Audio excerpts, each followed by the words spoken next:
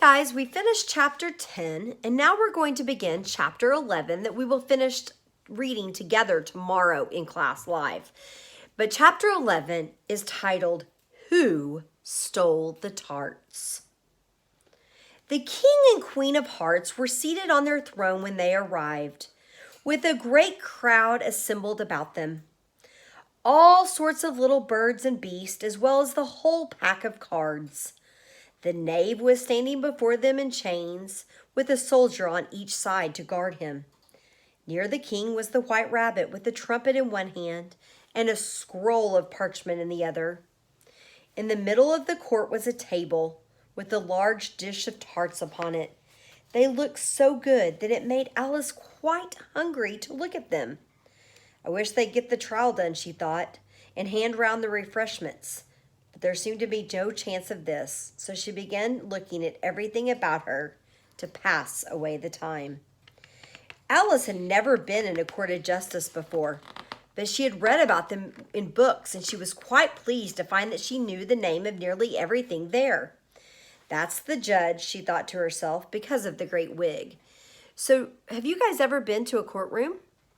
Or have you ever been to court? And usually at the front of a courtroom is where the judge sits. And then there's some tables where the people who are in court sit. The judge, by the way, was the king, and he wore his crown over the wig. He did not look at all comfortable, and it was certainly not becoming. And that's the jury box, thought Alice. And those 12 creatures, she was obliged to say creatures, you see, because some of them were animals and some were birds.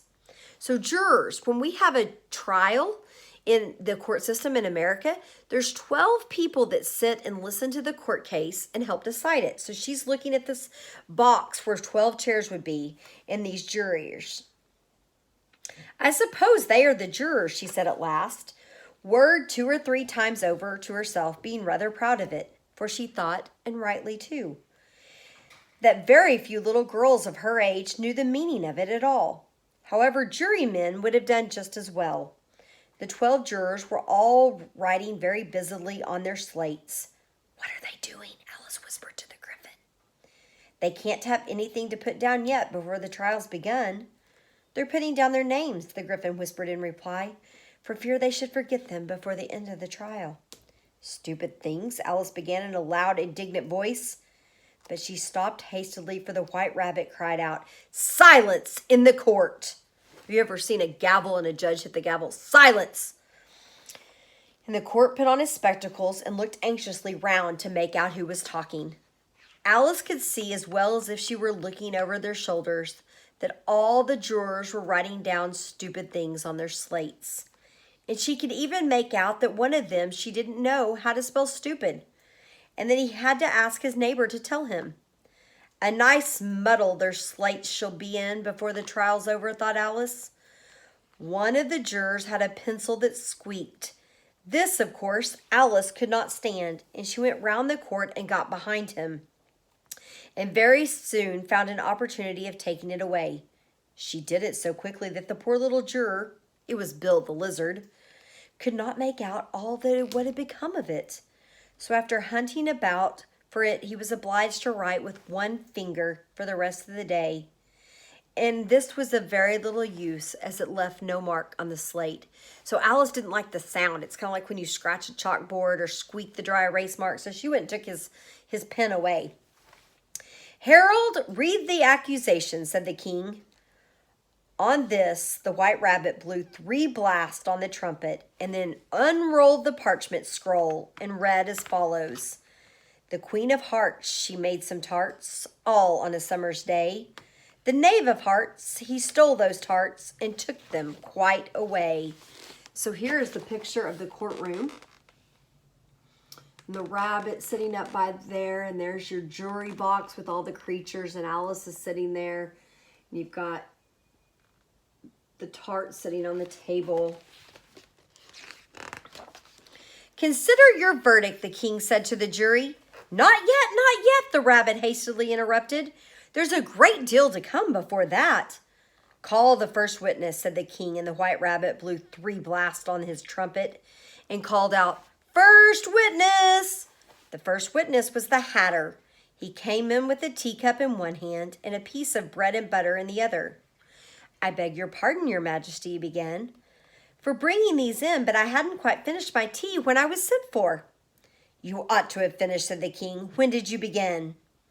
The Hatter looked at the March Hare, who had followed him into court arm in arm with the Dormouse.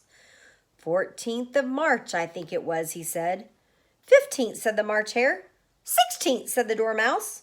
Write that down, the king said to the jury, and the jury eagerly wrote down all 3 dates on their slates, and then added them up and reduced the answer to shillings and pence. Take off your hat, the king said to the Hatter. It isn't mine, said the Hatter.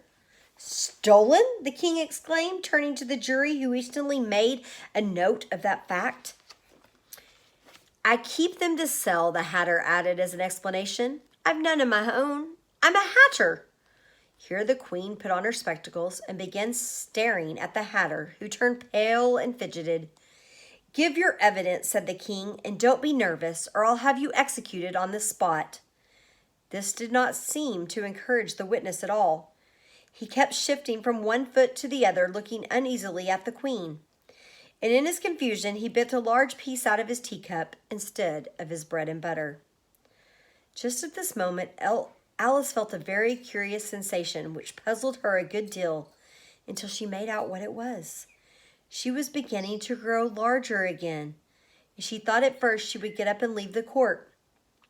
But on second thought, she decided to remain where she was, as long as there was room for her. I wished you wouldn't squeeze so, said the Dormouse, who was sitting next to her. I can hardly breathe. I can't help it, said Alice very meekly. I'm growing. You've got no right to grow here, said the Dormouse. Don't talk nonsense, said Alice more boldly. You know you're growing too. Yes, but at a reasonable pace, said the Dormouse. Not in this ridiculous fashion. And he got up very sulkily and crossed over to the other side of the court. So we will have to find out tomorrow in class what exactly happened to Alice as she begins to think she's growing. Now, what do you remember in this about Bill the Lizard? He was a juror. What do you remember about that? He was also the one that brought the invitation to play croquet, didn't he, to the Duchess and to the Mad Hatter, or to the White Rabbit. So what is the jury trying to decide in this case? They're trying to decide who stole tarts, but then it kind of loses the subject. So we'll talk more about this tomorrow as we finish up the chapter. Have a great day, and maybe you can try to imagine yourself in a courtroom and see what you would do if you were in a juror, and maybe you can mark down what you would do. But we'll talk about it more tomorrow. Have a good day, and we'll talk to you soon. Bye-bye.